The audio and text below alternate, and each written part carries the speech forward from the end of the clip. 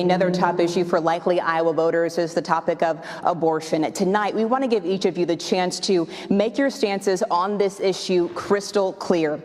Mr. Bakam, you have said you would support passing a law to guarantee a national right to abortion. Is there any point in a pregnancy that you believe this should be illegal? So this is really clear, and to me, critically important. Again, listening to Iowans on this issue, the abortion ban we have in this state, before most women even know they're pregnant, is Zach Nunn's abortion ban. He laid the groundwork for this when he was in the state legislature, and what we have today is exactly what he wanted. Abortion is now banned before most women even know they're pregnant. This is extreme. He even wants to go further on this issue, supporting a national abortion ban without exceptions, even in the case of rape, incest, or the life of the mother. Folks, this is far out of step with where Iowans are on this issue. Women want to have their rights back. Women want to have the ability to make decisions about their own health care, and they should. And when it comes down to it, this is a deeply personal issue. When a woman who is pregnant needs to make these life and death decisions, it should be between her, her family, and her doctors, period. Just to clarify, do you believe at any point that in a woman's pregnancy that abortion should be illegal? So Iowans have had Roe as a law of the land for almost 50 years. That is the space in which they are comfortable. There is only one person on this stage right now who will stand up for women's rights, and that is me. Unfortunately, the congressman supports this abortion ban here in Iowa.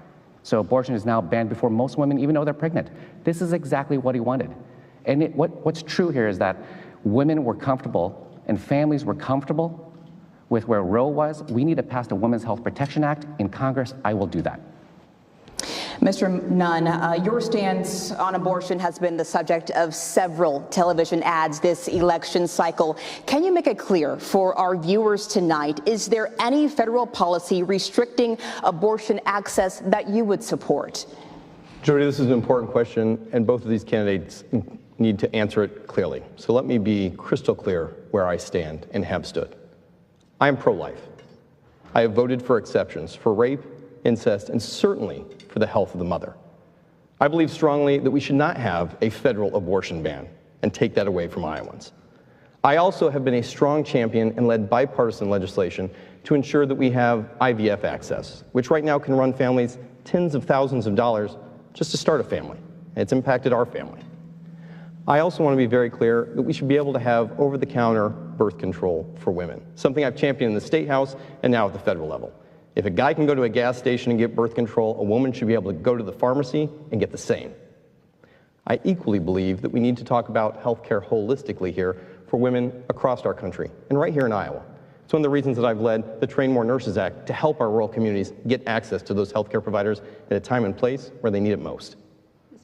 Also, on the topic of reproductive health care, do you think that Congress should pass national protections for in vitro fertilization or other fertility treatments? I absolutely do. It's one of the reasons that I've helped lead this HOPE Act, a bipartisan bill to make sure that we help families start their family. And that means ensuring that women have access to IVF and that families can do it. And Amanda, I'll turn back to the original question. I think it's important that we're crystal clear with Iowans on where we stand on this. Clearly, my opponent's not going to answer that. So let me be emphatic about how important I think this is. We need to help women get access to IVF. We need to make sure that Iowa has a voice in everything else that we've discussed, and we need to make sure that we have over-the-counter birth control affordable and available to women, both in our rural and our urban areas. And finally, we need to make sure that we've got access to not only the nurses, but for our county hospitals. And it's one of the reasons I've helped champion a loan forgiveness program for OBGYNs to be able to go to these rural and underserved communities so that we can help women's maternal health from start to starting that family. Mr. Bakam, will ask you the same question. Should Congress pass national protections for in vitro fertilization and other fertility treatments?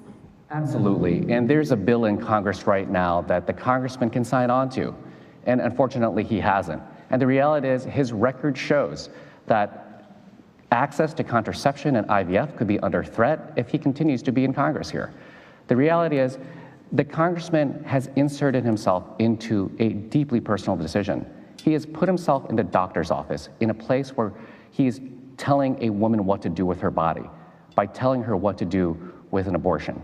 The reality is we have to make sure that this decision, a deeply personal decision, stays with the woman, her family, and her doctors. It's so crystal clear to me that this is not a politician's place to be in this decision-making process. We have to find a way to give women their rights back. That means codifying Roe in Congress, passing Women's Health Protection Act, and getting that done. And I'm the only person on this stage right now who will do that. Mr. Nunn, you were mentioned there. Would you like 30 seconds to respond? Yeah, Jody, Amanda, I think my opponent's not going to answer the question. He makes more time and money on this every time that he tries to go on the attack. This is a deeply personal issue. We need to have trust for Iowans that they know what to do and give them that right. So let me be clear again. I am pro-life. I support exceptions for rape, incest, and health of the mother. I have already made investments in IVF and worked on real legislation that has the ability to pass. And we've worked consistently to make sure that we have the healthcare workers and talent force right here in Iowa, from my time in the state legislature to now my time in Congress. 30 seconds, thank you.